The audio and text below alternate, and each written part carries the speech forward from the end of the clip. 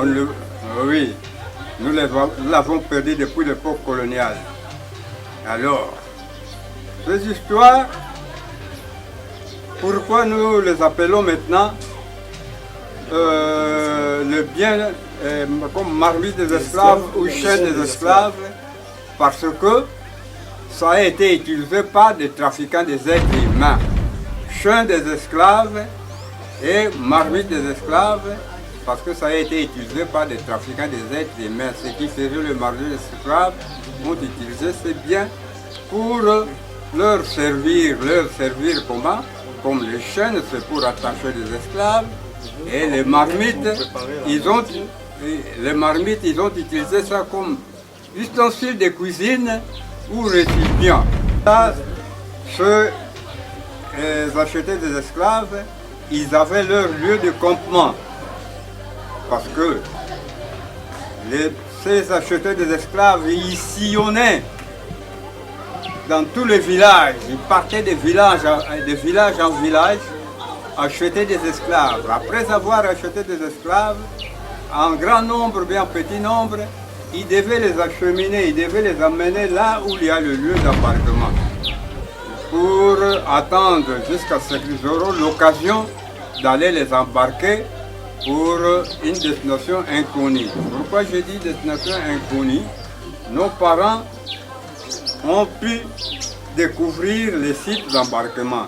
Mais après le site d'embarquement, nos parents ne savaient pas suivre l'itinéraire là où ils conduisaient les esclaves qu'ils achetaient. Voilà. Parce que cette marmite qui était au nombre de 6 allait aussi partir. Hein? Nous sommes allés la reprendre à l'époque de la société Guelph, chez les Américains. Les Américains étaient allés enlever cette marmite qui se trouvait à la forêt. Nous, la notabilité de ce groupement, avec le chef du groupement, le chef du village et nous, les notables, nous sommes allés réclamer notre marmite. On a discuté avec ces Américains là-bas, ces Américains-là, quand ils étaient encore là-bas. Et nous sommes allés encore récupérer les chênes qui se trouvaient encore à la forêt, les chênes que vous voyez ici. Nous les avons mis ensemble avec la marmite et nous-mêmes avec nos moyens de bord, nous la notabilité de ce groupement, nous avons essayé de construire ce petit musée pour, comme ça, pour qu'on puisse le protéger, ce bien que nous considérons pour le moment comme patrimoine historique et mémorial de la traite négrière. D'abord, on a fait si merci na bana nanga bakoko nanga oyo baye mpona kosala mosala oyo. Donc je ne suis pas contre, mais parce que eza histoire il faut itikala na bato. Tolobela bonzambe ya beno ya oyai ya meza bana kokuza liaka émission na beno betu zaba na kutubila kinzambe. Tolobela bonzambe na kati ya chaîne na betu Facile Officiel TV beno nyonso ina kina tatu ya kuzaba mantsweki na melundama na kinkulu na betu beno zaba na kusabone na chaîne na betu beno zaba na kupartager na chaîne na betu beno zaba na kulike samuti beno kuzabaka liaka nzailu ina melundama mingi na mambo metali ya kinkulu betu beno sabone na Facile Officiel TV beno sabone beno salai beno like samuti beno baka ina ke ya mbote melundama na kati ya chaîne na betu meloma beno nyonso beno zaba na kusabone pe kulike na chaîne na betu.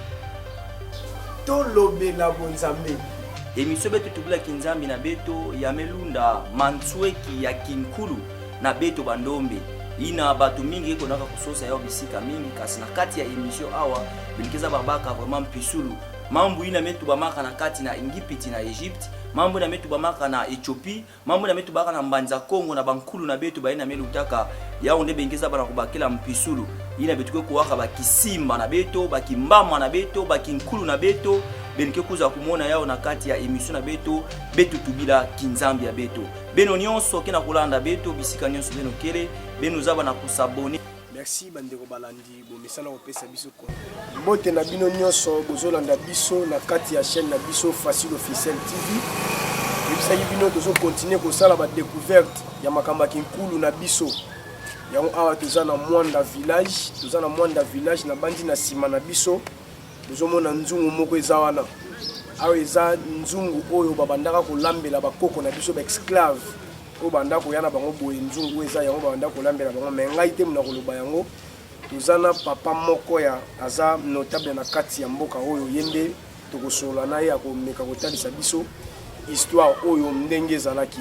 Bo continuer ko s'abonner, bo continuer ko liker, bo continuer ko partager pour babiloko ya boye bozonga kana Facile Officiel TV.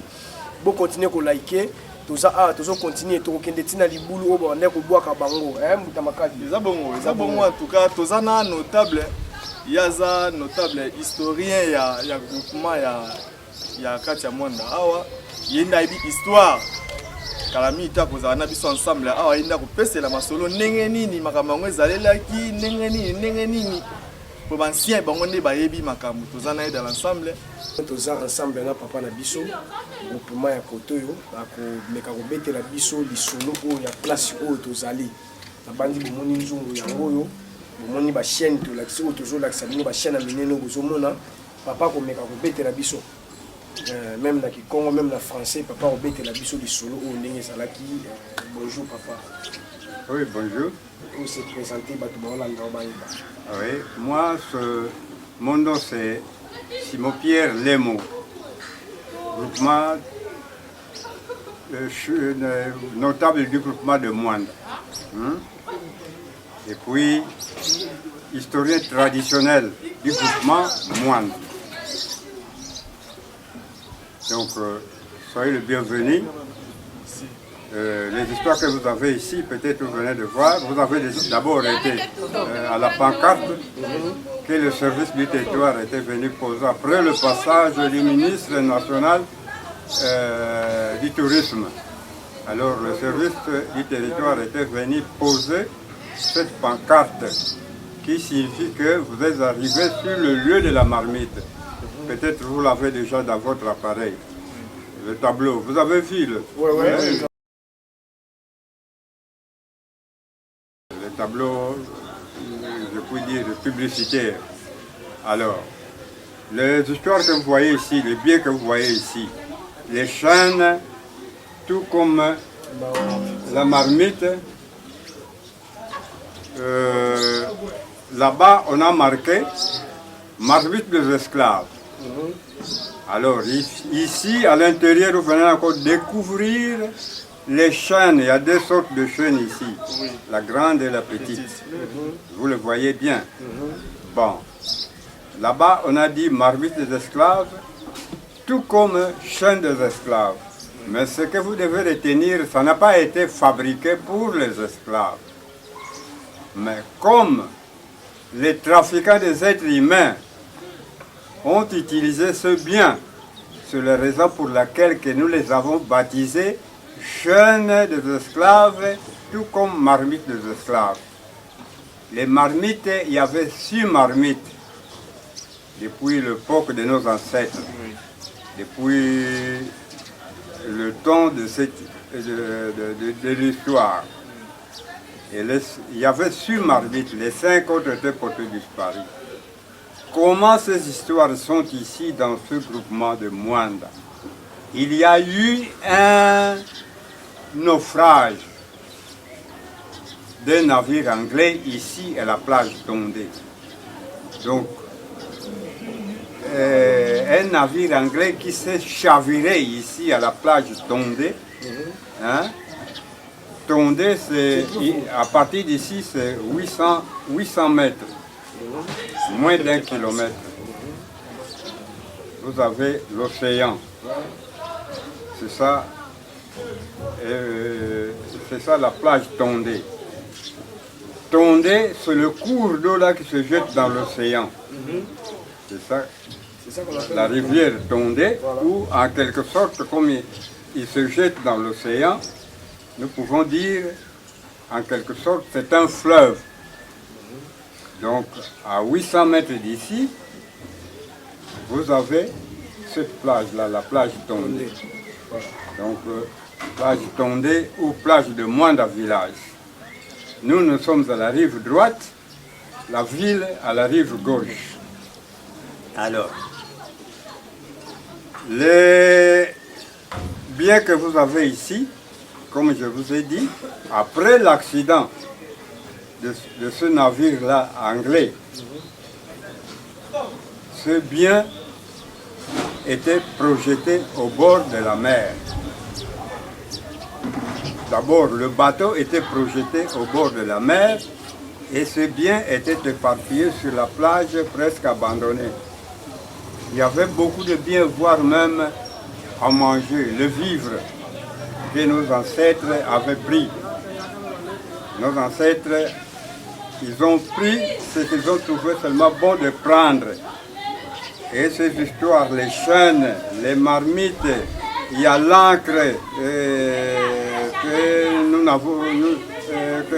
que nous avons perdu depuis l'époque coloniale. Nous sommes restés avec des chênes. Il y avait beaucoup de biens qui étaient emportés par le courant marin de l'océan.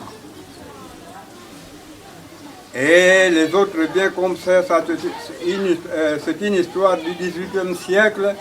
Les autres biens étaient rouillés quand ça se trouvait à la forêt là-bas. Les autres biens étaient rouillés et on ne les retrouve plus pour le moment. Nous voyons seulement maintenant, nous sommes restés avec des chênes que vous voyez ici. Il y a deux sortes de chênes, la grande et la petite. Et puis la seule marmite, les 5 autres marmites étaient portées disparues. On a volé ça depuis l'époque coloniale. Oui, nous l'avons perdu depuis l'époque coloniale.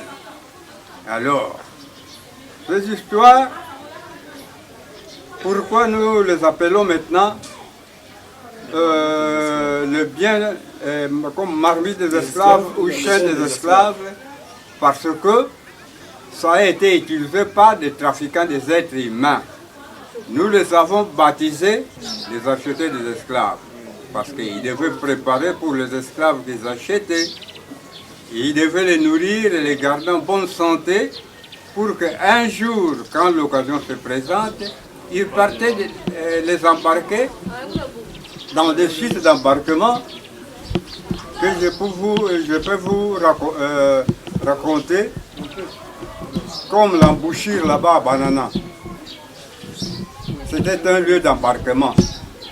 Vous avez la plage Tonde, là où il y a eu l'accident en 1800, à l'époque du 19e siècle. Un navire anglais qui s'est chaviré là-bas, comme je dit à l'avance. C'était un lieu d'embarquement des esclaves ou site d'embarquement. Et à la forêt de Voula, ancien Fumdé, c'était un lieu d'embarquement aussi. C'était un lieu d'embarquement. Voilà les 3 principaux lieux d'embarquement qui a été même recensé par le ministre national du tourisme. L'embouchure, la plage Tondé et la forêt de Voula. Ça, c'était les lieux principaux. Ça, ce n'est que uniquement ici à la côte. Et le marché comme le marché des esclaves se faisait presque dans toute l'Afrique nègre. Alors, les sites d'embarquement se trouvaient même tout au long du fleuve Congo, jusqu'à la rive des Zanzibar, en Afrique de l'Est, Tanzanie, à la rive des Zanzibar, pour aller à l'océan Indien. Nous autres ici, c'est l'océan Atlantique, à partir de l'embouchure, pour aller jusqu'en Afrique de l'Ouest et pour aller à l'Occident en passant par l'Afrique de l'Ouest. Donc, c'est ça que vous avez en bref comme histoire. Les chaînes, je dis que c'est pour attacher des esclaves et les marmites, ils ont utilisé pour la préparation de la nourriture pour les esclaves. Et voilà, ceux qui achetaient des esclaves, ils avaient leur lieu de campement. Parce que ces acheteurs des esclaves, ils sillonnaient dans tous les villages. Ils partaient de village en village acheter des esclaves. Après avoir acheté des esclaves, en grand nombre, bien petit nombre, ils devaient les acheminer, ils devaient les amener là où il y a le lieu d'embarquement.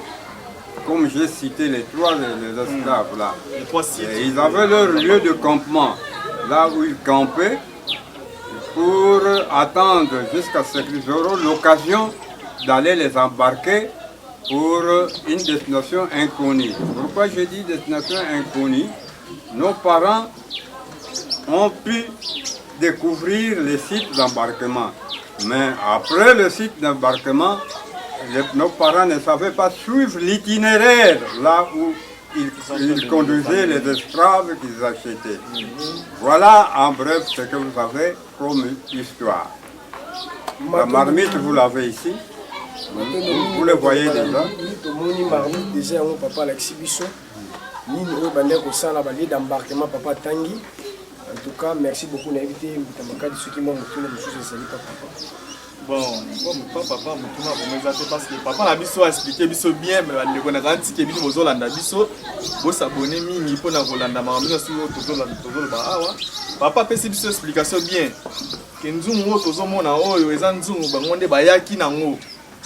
banda kotambola na yango na kati ya masuwa na bango na bateau na balinière na bango wana ko soki baza na posa balamela ba esclave tutanga kozwa esclave na ye bakolamba biloko awa na nzungu opo esclave wana za na santé ya malamu ko kote ba kena bango na otaki no koteka to kotaki no salela eso kopi nini bon bayaki nango na Afrique yango ekopesa ye vie nzungu yango tomoni chaîne oyo bazalaki nango ezalaki chaîne te basalaki yango te pona bakangela mutu mais tant bakomi en Afrique na kozwa ba esclave amoni kete surtout tiki moto libre akokima nde komaki chaîne ya koatachele bato papa expliquer biso bien en tout cas tozongisi matono mingi na historien na biso ba papa boy fo bazala kaka bakufa lelo te po bazala ba monument obange koma na mboko mona lobi lobi to yo kuta so nzunga ngo ezate balongoli yango histoire elimo po ba histoire na biso ebele komi kobunga. Oui, c'est ça. C'est une bonne question, je ne sais pas si vous entendez là-bas. Oui. C'est une bonne question. C'est pour cela que vous voyez, nous autres, quand nous avons amené cette histoire ici, pourquoi nous avons amené, pourquoi vous trouvez ces histoires ici, au lieu que ça se trouve à la forêt, là où il y avait des lieux de campement des achetés des esclaves. Voilà, parce que cette marmite qui était au nombre de 6, allait aussi partir. Hein? Nous sommes allés la reprendre à l'époque de la société Guelph, chez les Américains. Les Américains étaient allés enlever cette marmite qui se trouvait à la forêt, ensemble avec les chaînes. Et les Américains étaient allés enlever cette marmite à la forêt. Ils l'ont emmenée chez eux au campement. Les Mwandais connaissent là où se trouve le lieu, se trouve au campement, c'est non loin de la clinique. Maintenant, de la clinique de l'hôpital général de Moine. Maintenant, ce sont des Français qui sont là-bas. Les Américains étaient déjà partis il y a à peu près 20 ans comme ça. C'était à ce temps-là la société Guelph. Maintenant, c'est Perenco. Alors, les Américains, quand ils se trouvaient encore là-bas, nous, la notabilité de ce groupement, avec le chef du groupement, le chef du village et nous, les notables, nous sommes allés réclamer notre marmite. On a discuté avec ces Américains là-bas, ces Américains-là, quand ils étaient encore là-bas. On a discuté avec ces Américains et nous les avons convaincus. On a échangé avec eux jusqu'à les convaincre et nous les avons convaincus. Et nous leur avons dit de venir remettre notre marmite. Cette fois-là, au lieu d'aller la remettre à la forêt là où ils l'ont prise, nous leur avons dit de venir la remettre ici, au milieu du village, pour que nous, au milieu du village, pour que nous la surveillions. Et nous sommes allés encore récupérer les chênes qui se trouvaient encore à la forêt, les chênes que vous voyez ici. Nous les avons mis ensemble avec la marmite. Et nous-mêmes, avec nos moyens de bord, nous, la notabilité de ce groupement, nous avons essayé de construire ce petit musée pour conserver, pour protéger ce reste de biens. les biens que vous voyez, les biens qui nous restent, c'est pour les protéger. Nous sommes allés avec notre propre moyen. Malgré nous, nous avons essayé. Alors c'est pour cela que vous voyez que cette histoire se trouve ici, dans ce lieu, dans le musée que nous avons voulu construire, qui reste encore inachevé. Sinon, cette histoire devrait se trouver à la forêt. C'est pour cela que vous la voyez ici. Quand on a venu remettre la marmite, et nous sommes allés récupérer les chaînes, nous les avons mis ensemble, et maintenant, ça se trouve ici, comme ça, pour qu'on puisse le protéger, ce bien que nous considérons pour le moment comme patrimoine historique et mémorial de la traite négrière. Oui, papa, merci beaucoup. Vous avez dit que vous avez construit avec votre propre argent. Alors, le côté ça, nous, quand même été dans l'État, soutenu, vous allez bien, il y a Bissonios. Oui. Pour construire le logo, ils allaient bien, battu ba uta misika baya ka komona. Bana ba kobota ma histoire.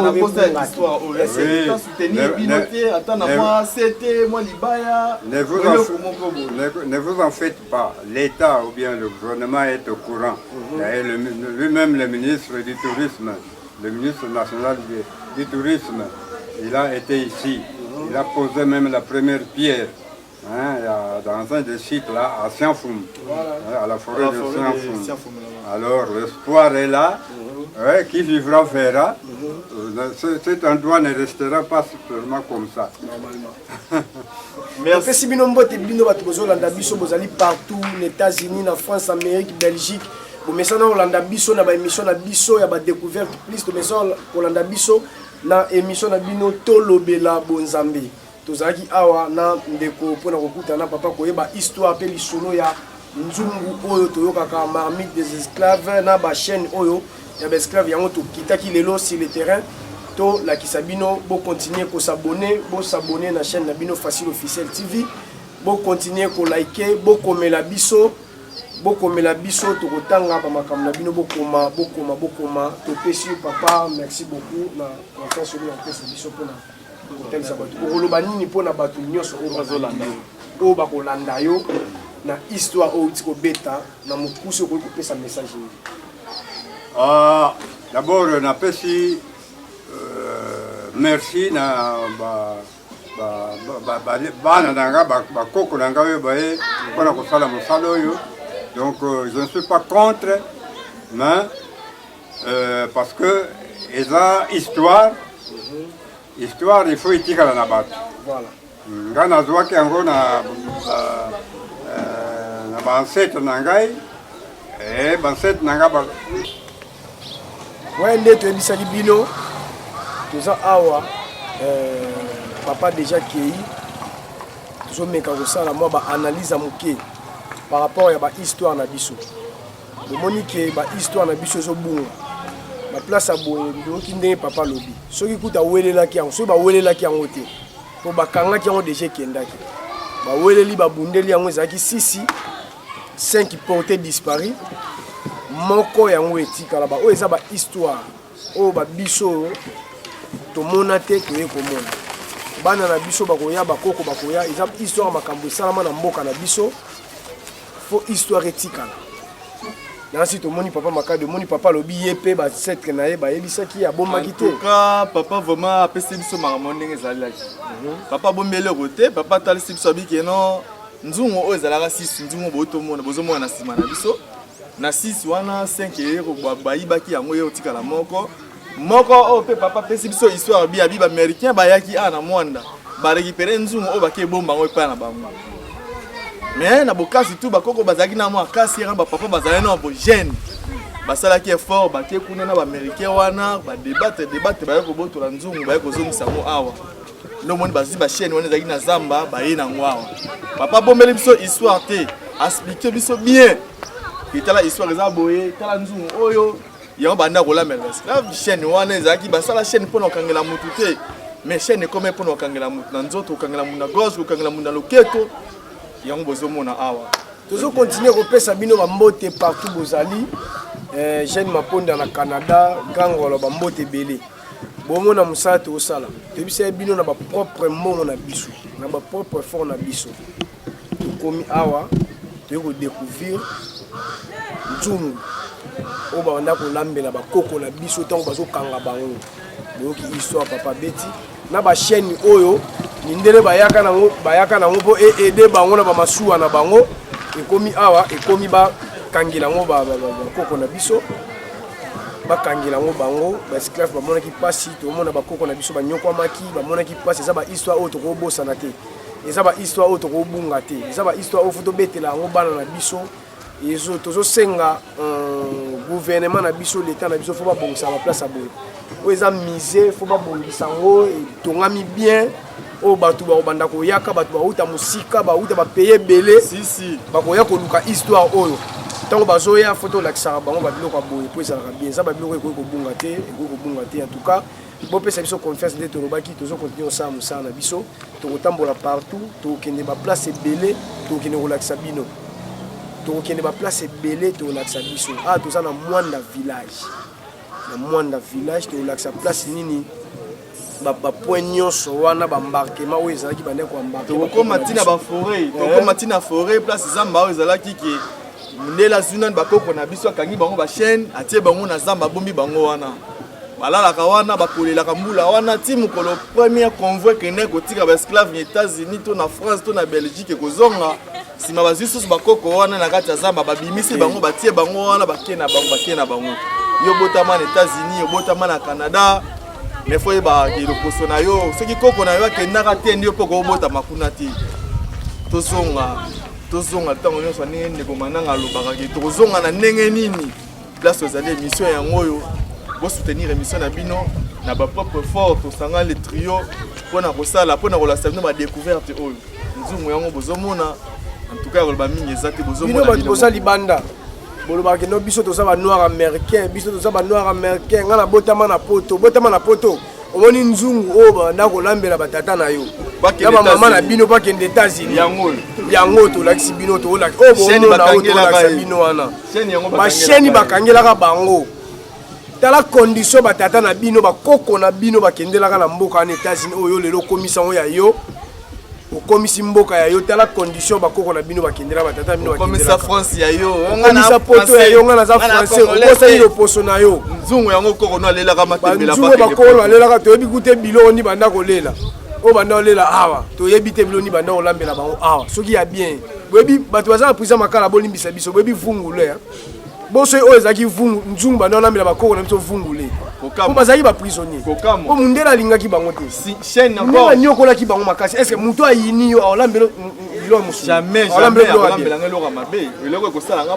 tala fungimango na prison basalaka ye ndenge nini banyokola ye balese ye babiloko ya mabe tala bachaîne ya minene oyo yango bakangaka bafungimango tala sorte ya chaîne oyo balingi bakangi mo tozwa sikoyo ozolanda biso ndeko na nga totombola chaîne wana eza mpo totombola yango etelema bien fo tozala 30 personnes fo tozala 30-40 personnes totomboli chaîne wana nsima tokanga monakingo ekosala yo ndenge nini so tozwi chaîne tokangi yo eya mpasi mingi tozongaka ntango ovandi ozolanda émission zonga lobaki ya solo namoni place touta obotama na Suisse obotama na quelconque pays ntango ozolanda biso fo yebaka ke outa koto sokoko no bakangaka ye akende te nde mpo botama kuna te lokola akenda nde esali ke yo botama kuna mais ekobotami kuna okombaka ke nga na américain nga naza portugais nga naza belge nga naza boye mais kotala loposo no boye oza loposo ndenge mote na bango ezolasaka ke outa koto alors na opesa bato nyonso oyo bayebi bahistoire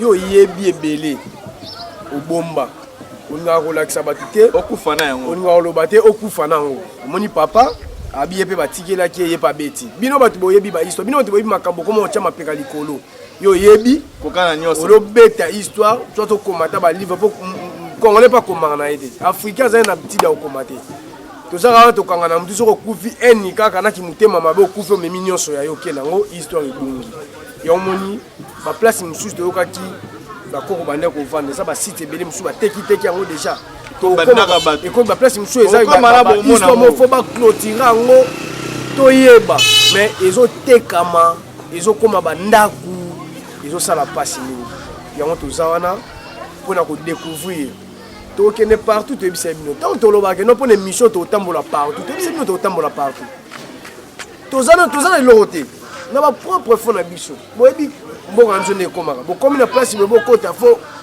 mwa likazo ezangaka nzambe ezangaka te nyonso wana biso mosala émission ndenge wana te eza mboka bato eza place ya bato oye kokota tala yo bino mo bomoni bapancadre eza wana elakisi ke gouvernement deja sa tia miso mais mpona kokoma awa mpona kosala émission esengi fo kopesa mo eloko nyonso esenga bapossibilité touti mosika la fois passée bolandaki émission tosalaki wana tozalaki na Mamputu sikoyo toye na village ya Mwanda village toza mosika cette fois-ci tokende susu ti na libulu place bana kokwesa bakoko na biso babombi bango nano wana babwaki bango wana bamona nano pasi avant kotombola bango tokomema bino kuna tokomema bino place masuwa oyo etelemaki esalaki ke banzungu oyo eti ekita bachaîne oyo eti ekita tokomema bino place babomona yango nyonso ezosenga nini bapossibilité émission na mino yango na bosabone bolanda po masolo vraiment continuer facile la bino ba découverte oyo yo za na poto oyebi yango ti oyoka yango kaka na histoire mais bando tala yango siko live boye pour autant ozwa image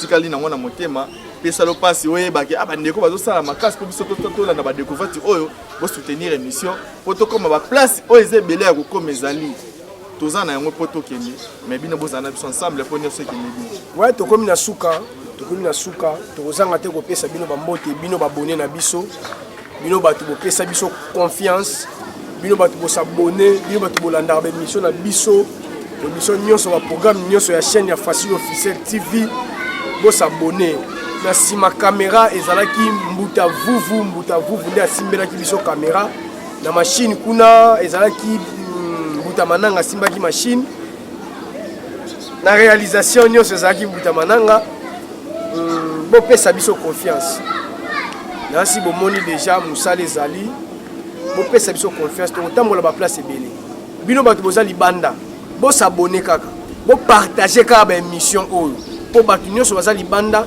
bazala à la page ntango tozokotisa baémission mosusu ezoya motu nyonso oyeba kozwa yango badécouverte ebandi toyeba bakoko na biso balekaka ndenge nini pasi nini oyo bamonaki mpo lelo eza na bato ti sikoyo bazopesaka mondele confiance eza na bato ti sikoyo lelo bazopesaka christianisme